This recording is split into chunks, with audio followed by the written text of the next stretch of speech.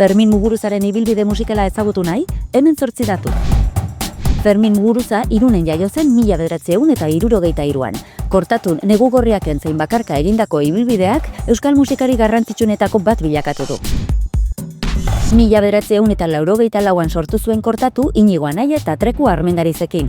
Punk eta ska musika mezu aldarrikatzaileekin uztartuz euskal rock erradikalaren zutabetako bat izan zen. Euskaldundua ahala joan ziren euskaraz abesten Kolpez kolpe diskoa euskaraz argitaratu arte. Azken kontzertua 1988an jo zuten. Bertan grabatu zuten Azken Guda Dantza zuzeneko diskoa. Ondoren Negu Gorriak taldearekin rapa, metala, rigia uztartu zituen.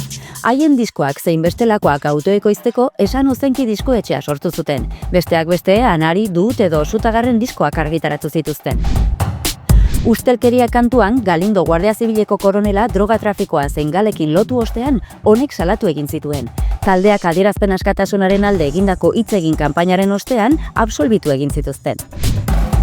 1986an, Negu Gorriak amaitu eta bere bakarkako ibilbidea hasi zuen, non jamaikar sustraidun musika izan den protagonista. Hainbat musikarirekin elkarlanean aritu da, Mikel Aboa, Oskorri, Dut, Manu Chao, Tuts Gibert edo Anparanoia besteak beste. Artista konprometitua izan da euskararekin zein beste hainbat borrokarekin, Palestina, AHT gelditu, AEK,